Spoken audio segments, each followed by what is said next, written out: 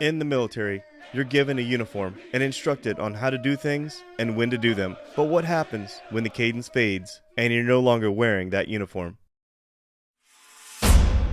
I'm KP, and I started this podcast to fill that silence with direction and to provide overall support for my beloved military family. Welcome to the Morning Formation. This episode is powered by Act Now Education.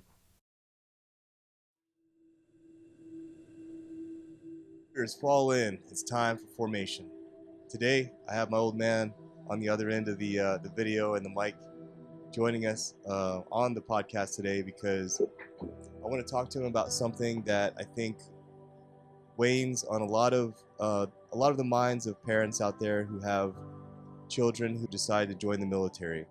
And it's probably something that we didn't really think about early in 1998 when I signed up to join the Army National Guard, and then later on decided to go active duty Army.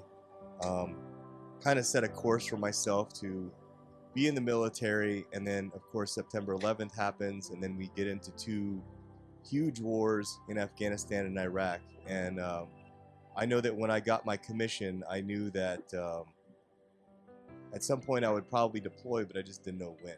I knew it was inevitable, but I just didn't know when that would happen. I didn't think it would happen at such a quick pace. But at any rate, Dad, how you doing today? Doing pretty good. Nice and hot here in Ohio. With you being in the military, you've been to quite a few duty stations, and being a small town kid from Kentucky, what was it like when you were in the military for those 20 years, experiencing the winters in Germany and the summer climates in Hawaii and everywhere else you were at? I mean, because you came from a small town in the middle of nowhere, Kentucky, right? Yeah, That was your well, world. yeah, thought that was the world. Well, I didn't think too much of the cold winters in Germany and Korea, but I kind of enjoyed some of the summers in Hawaii. And I was also stationed down in Cocoa Beach, Florida for a while, believe it or not, as an infantryman. And I enjoyed that weather down there too. I just never did care for the cold weather. Had enough of it in Kentucky, Fort Knox. You spent a good 5 years down there at Fort Knox, right? No, more than that. I spent 5 years on drill status there. And then I spent a year in an infantry company. They only had one infantry company on the base, and I spent a year in that company. And I spent a couple of years in BRM committee group, what it was called then, working on a rifle range before I became a drill sergeant. I guess you were kind of fortunate because you were pretty close to home, weren't you? Yeah, I wasn't far, 3 hours maybe from home when I was at Knox. Actually, I was at Knox. I came from Germany to Fort Knox, and I was only there for a year until I got orders to go to Vincennes, Italy. But my mother was in the hospital and she was dying with cancer, and I got a letter from the doctor and turned it in to the hospital or somebody at Fort Knox. I can't remember whoever you turn that kind of stuff into, and they gave me a deferment, and I stayed there for another 6 years, I think. Although, Oh, wow. I didn't know that. It's interesting. Yeah, you were very fortunate back then. You were drafted in '71 during the Vietnam War, and just due to your training and everything, you weren't sent that way, but you were sent the opposite way to Germany. So the idea of war, I guess, was kind of still remnant in your mind because you had been through it during Vietnam. I'm sure you had a lot of friends. I know we had some family members go to Vietnam as well, right? yeah, we did. Had some people, I guess. There wasn't family members, but people that I went to school with, very, very good friends with. 3 or 4 of them didn't make it back from Vietnam. But, the people from high school I knew especially well. Didn't make it back from Vietnam. I knew I was from that big city in northeastern Kentucky called Morehead, where Morehead State University is. And matter of fact, my best friend that I kind of grew up in my teen years with was the very first person from Round County, Kentucky, killed in the Vietnam War. Wow. And then the guy I played football with, big old fella, he was killed over there. One of my good friends was killed there, but he was killed by one of his buddies, and it was murder. His buddy killed him. He was charged with murder. And then another guy that was a little older than me, but he was related to me on through marriage, was killed over there. So I knew a few that didn't make it back to Vietnam. And a few from a small town like that is like having a whole lot from a big town. Yeah. So it touched the community. And you went your entire career, for the most part, without having any major conflicts between 71 and 91. I mean, we had things here and there, and we had a few things here and there, but nothing as major as Vietnam or anything like Iraq or Afghanistan, right? No, it wasn't Yeah, nothing real dangerous. because even when I went to basic training in '99, we were still training for the Russians to come over the berm. From the Cold War, we were doing the whole stand to thing and everything else, Yeah. building the hasty position in the morning and the whole 9 yards. And um, warfare changed completely to urban warfare when we went into Iraq and Afghanistan. And I know that when you had me sign up in 98, 99, was the thought of war even in your mind at all? No, it really wasn't because I had gone for so long without being in a war. Or the United States had gone for so long without being in a war. I just didn't see it. And when the war did start, like you said, it was more of an urban warfare, which rendered all the training that I'd done for 20 years rendered it all worthless. Yeah, yeah. It's crazy I was because I even was I was ready to go out and fight in the jungles, and right. sneak up, try to sneak through the dried leaves without making noise and stuff like that. And that wouldn't have been any good. So I signed up for the military in 1998, technically at the end of 1998. Went in the National Guard in 1999, did 4 years, went to college, got my commission, decided to commission. That was completely that was completely for my country. I could have gotten out in 4 years with my bachelor's degree and walked out, and I wanted to go active duty, which is what you instructed me early on. You stopped me from going active duty right out of high school. You instructed me to get my degree first and then decide if I wanted to go active duty, which I think is um, pretty wise advice. And I'm glad that you gave me that advice, because had I had just gone and enlisted, I probably would not have been able to get my bachelor's degree back then. Back then, I mean, now it's a little different, but um, like you said before, you had said, "Hey, I remember when I was in charge of folks. If we had something to do, and then they had college, well, they were going to do what we had to do first." Yeah. During that time, the Cold War era, soldiers signed up for college. The Army really did, and my unit uh, really did bend over backwards to try to not interfere with their education the best they could. But if a deployment or something came up, then they had to put that on the back burner. But that really wasn't very often. Right. We tried to do everything we could to keep them going to school. Yeah. Well, I appreciated you giving me that advice. And then so when I joined the military, like I said, by this time it was 2003 when I got my commissioning, and um, September 11th was well underway. Um, in 2001, we were active in Iraq and Afghanistan. At this time, it was pretty hot in Iraq. Afghanistan kind of cooled off a little bit. Um, End of 2003, Fallujah happens, of course. Um, and then later that year, I deploy to Iraq as a second lieutenant. So we're talking about I'm literally fish bait in the scheme of things when it comes to the rank structure of officers. I am like the bottom. But at any rate, so I deploy as literally the lowest of low rank for a commissioned officer, and then my job is as a platoon leader for a transportation platoon. Which back then there was a lot of IEDs getting set out, a lot of attacks on the logistical lines going to and from different points on the main supply routes in Iraq. Can you talk to me a little bit about how you felt about your son now having to go pay his dues and serve his country?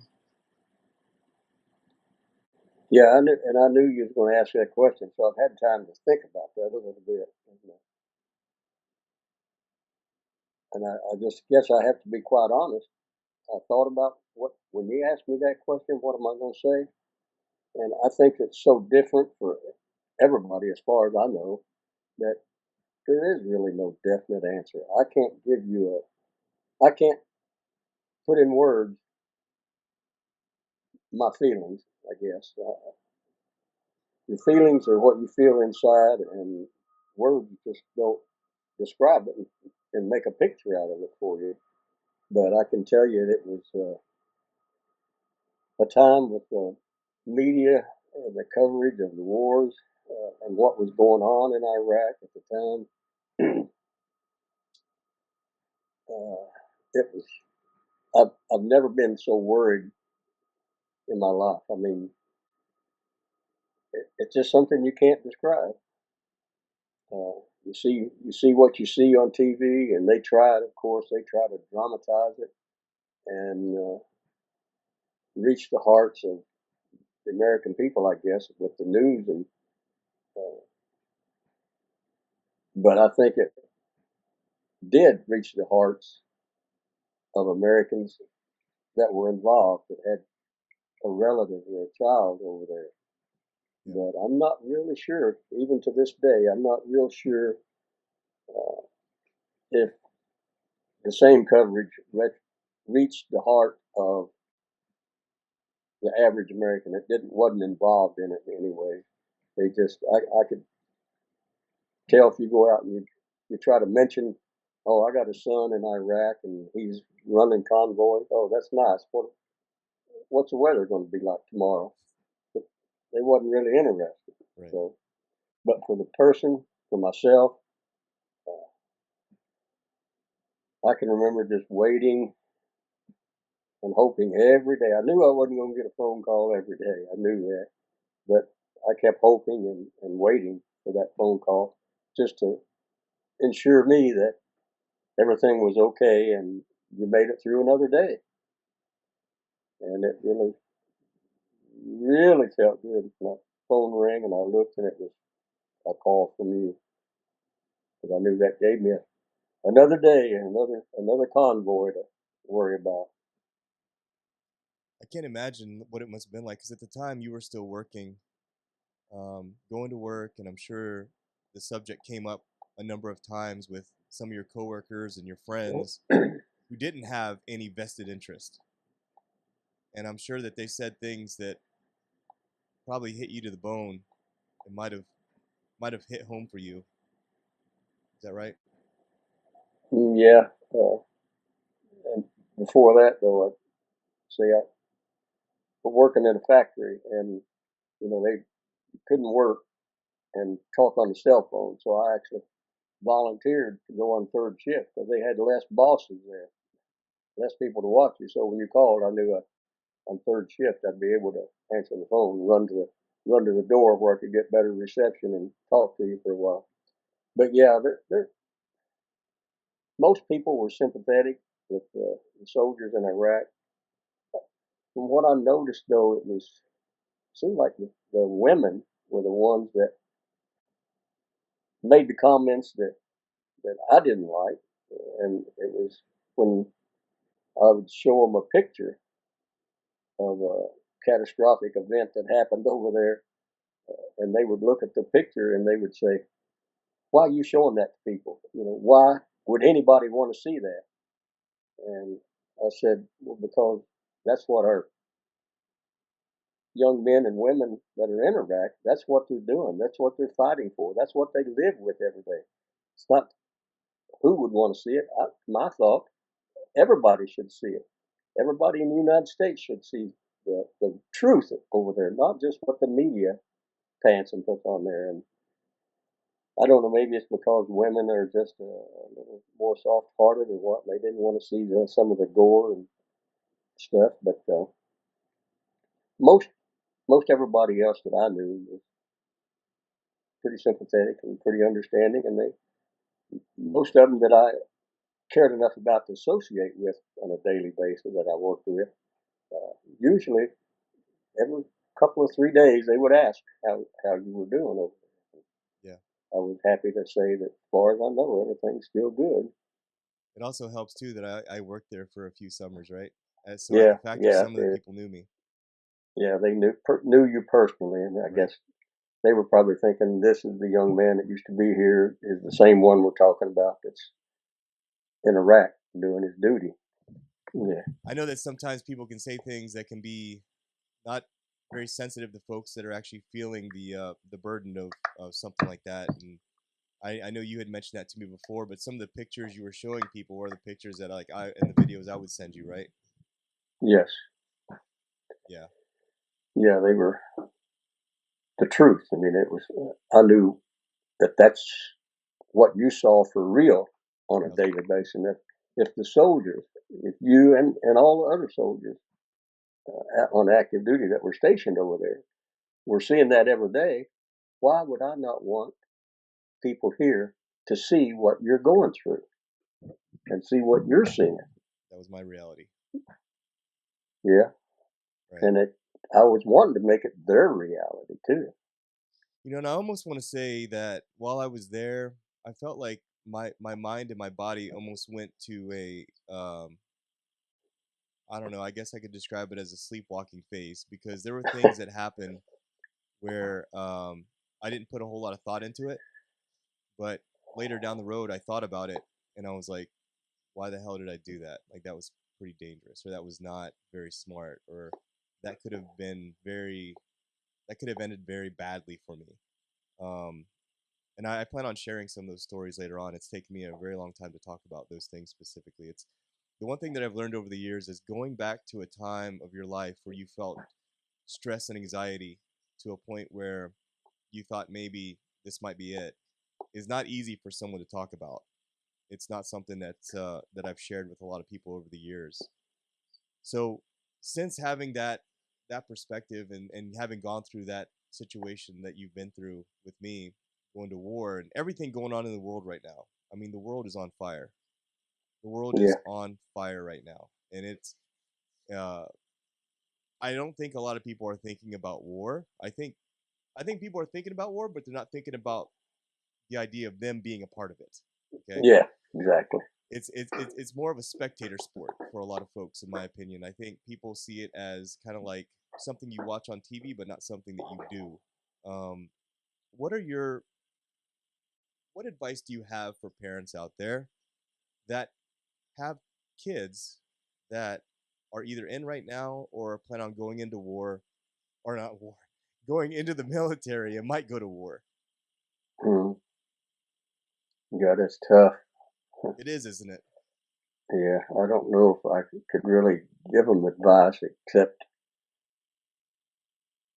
just what we used to say in the Army, uh, hope for the best and prepare for the worst. Because if you have a son or daughter in the military and they're not in a combat zone, that's the best.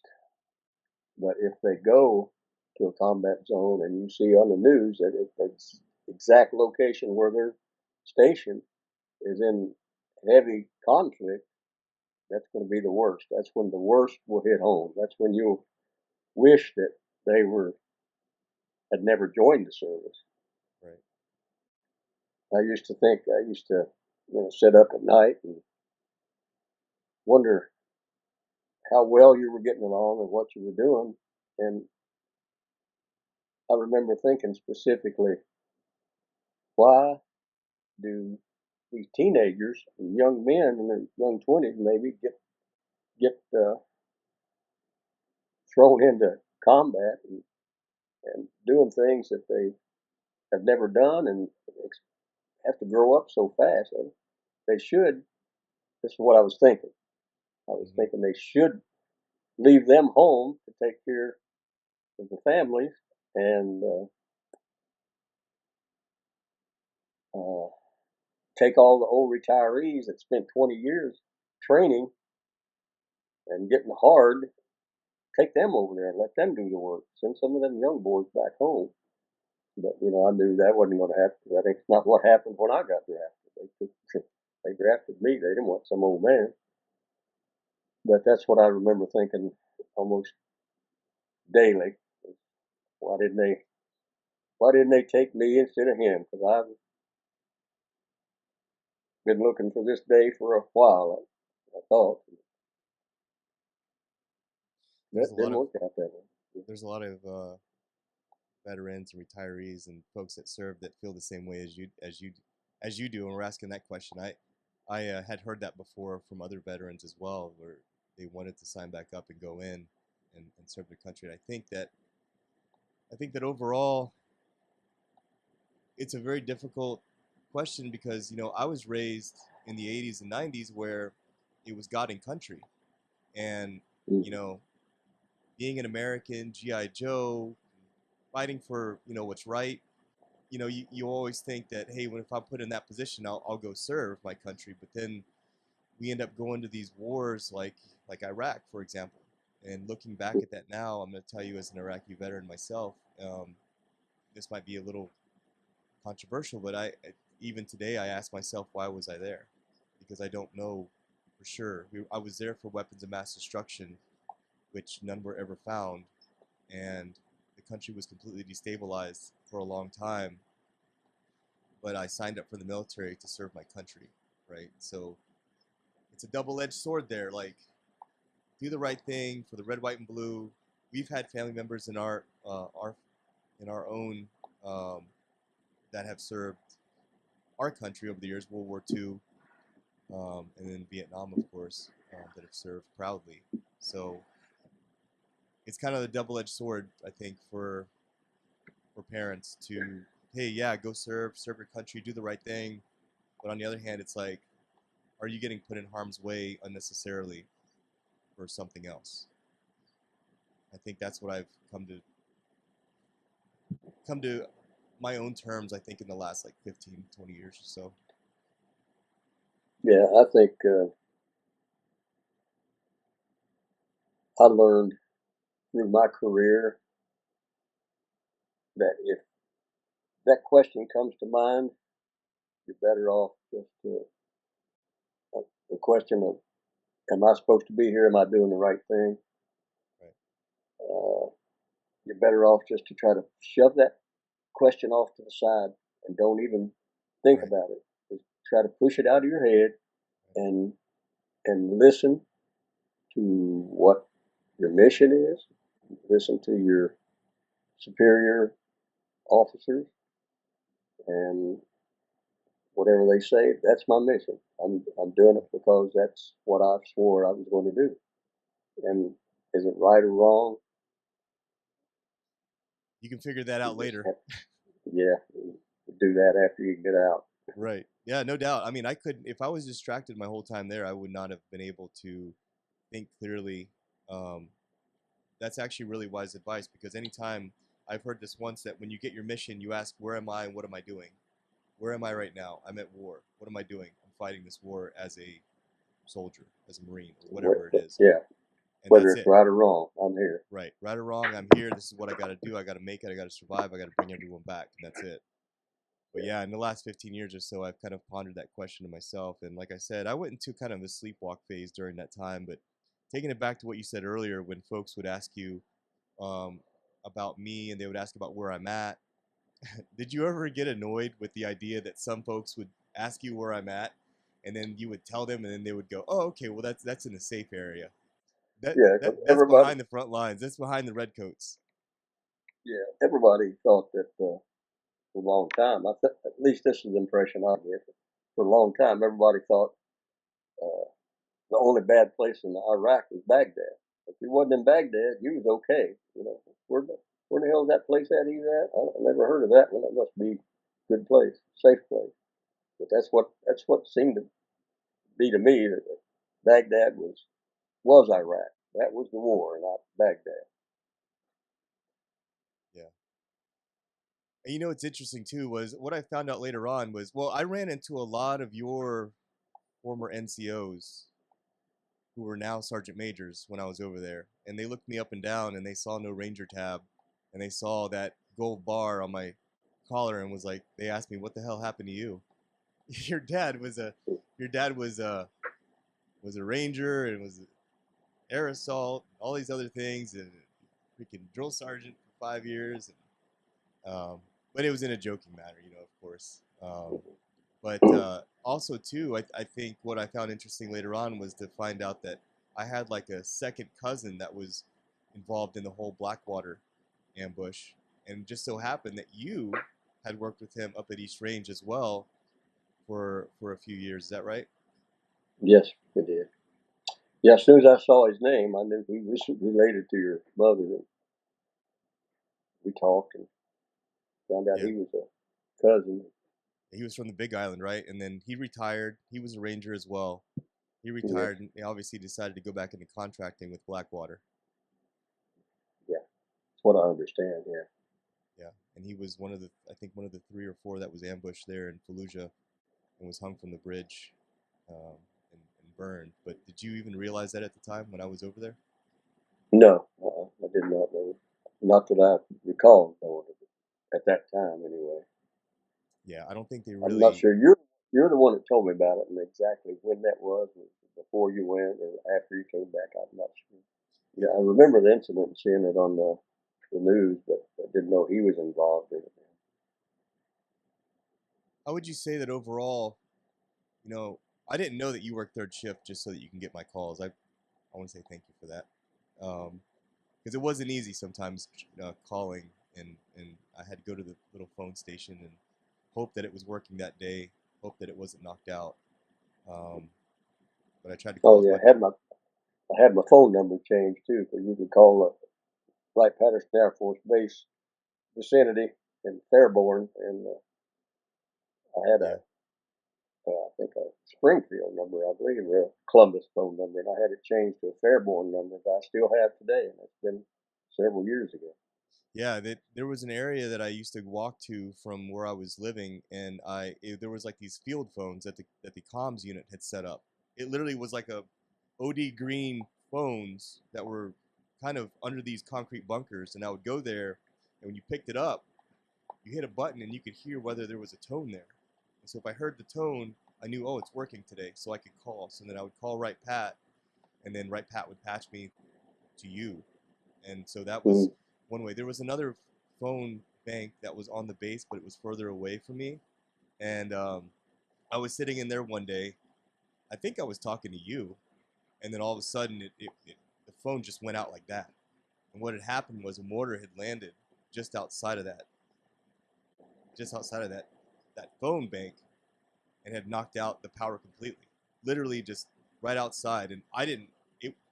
I guess when the mortar hit, it didn't explode, but it was just enough to knock out the power. And then that was it for about 2 weeks. I couldn't call Mm. for 2 weeks after that. But that's. I'm sure that was a long 11 months. And during that 11 months, how do you feel like you Shit, that's a coped? long living. That was a long 2 weeks when I didn't hear from you too. How do you feel like you coped during those 11 months?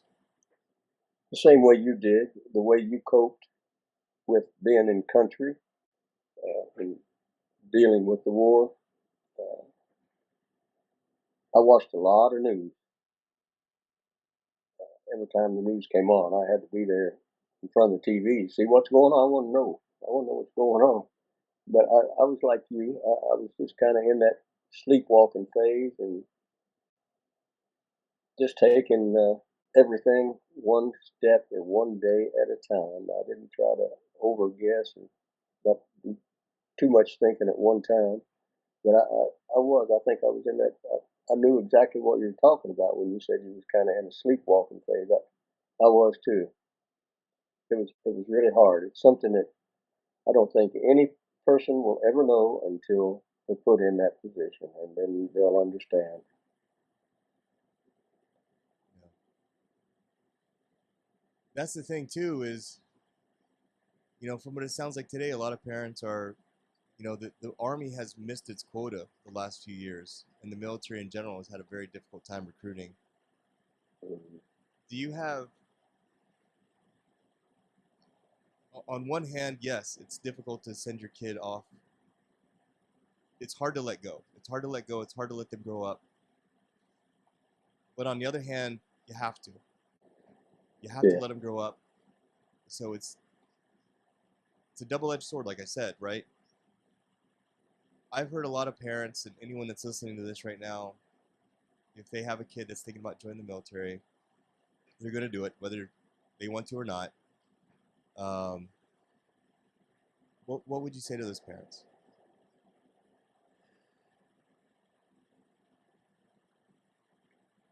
well, from my perspective, I've been in for 20 years, and since you made it in and out safely, it's pretty easy for me to just say, turn them loose. It's like giving a horse the reins, let him go, and if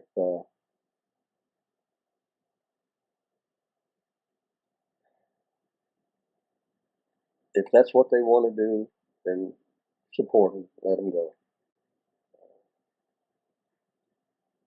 It's hard, nowhere near the same intensity, but when you give the kids the keys to their car when they're 16 years old and they just got their license yesterday, and they're going out with their friends and they come home at 1 or 2 o'clock in the morning, you worry about them. You can just kind of take that intensity of how much did you worry and multiply it by about 1,000,000 times. That's what it was like when the feet hit the ground in a combat zone. But you have to let them go, just like you have to let them have them car keys and go out on their own. And I can very well remember when I got my keys, how stupid I was when I was 16 years old. And I imagine the kids are pretty much the same today. Um, but you just got to take that chance and let the good Lord take care of the situation and hope for the best. Yeah, And I it's don't, I can't say. There's been times that I've said I wish my son had never gone through that because mentally I'm not sure. Because like you said, you don't talk about it a whole lot, but I know I'm proud of what you have accomplished military wise, and I think, my opinion, I think it has uh, made you what you are today.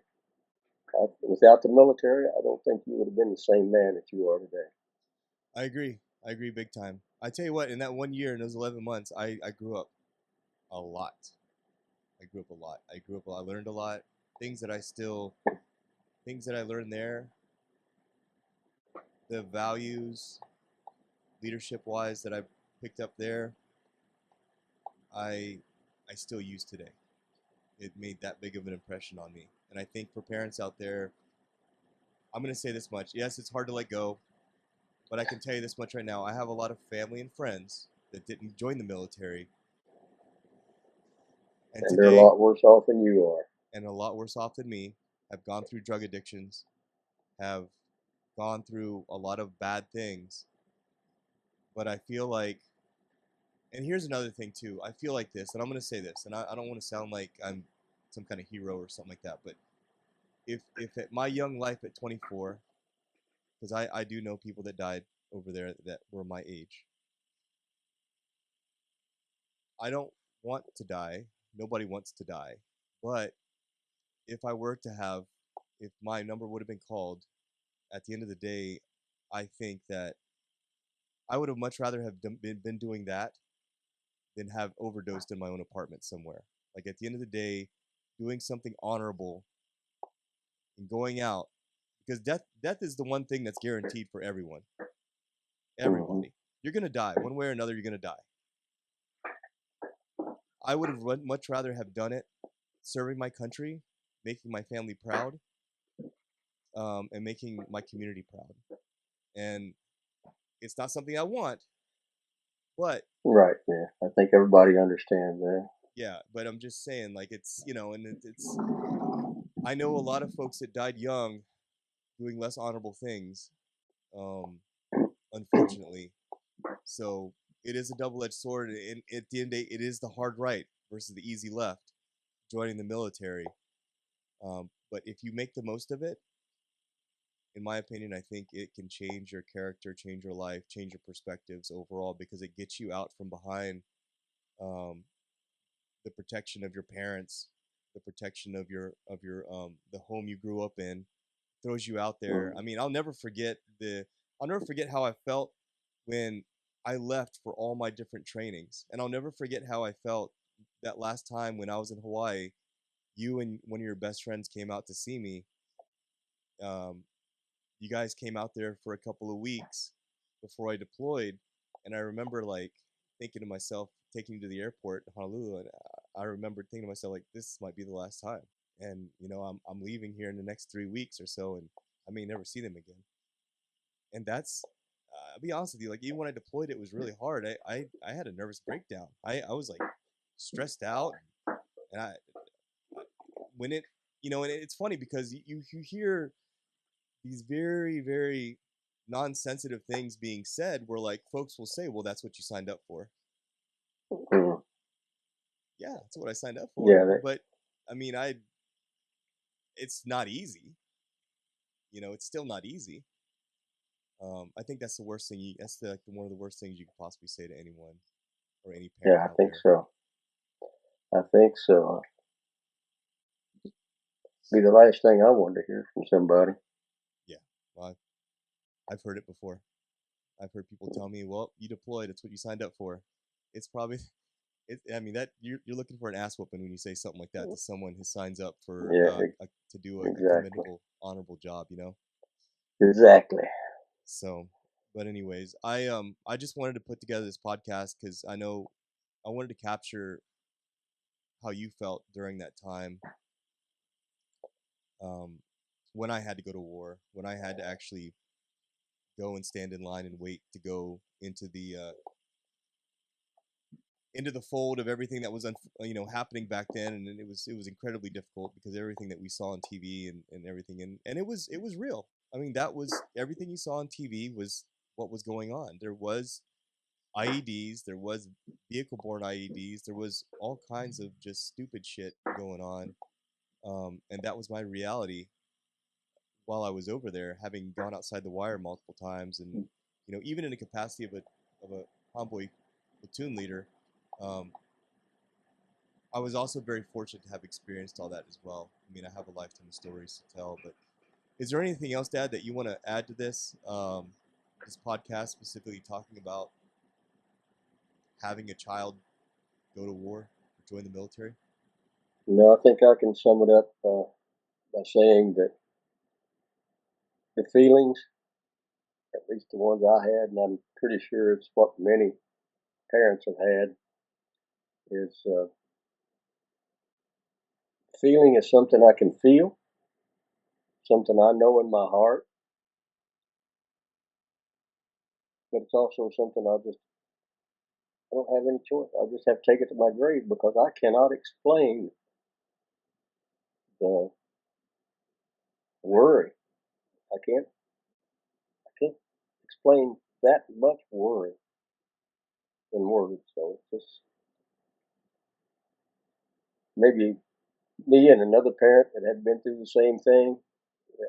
A friend maybe had a kid going through the same thing. We could talk it over, but some other than that,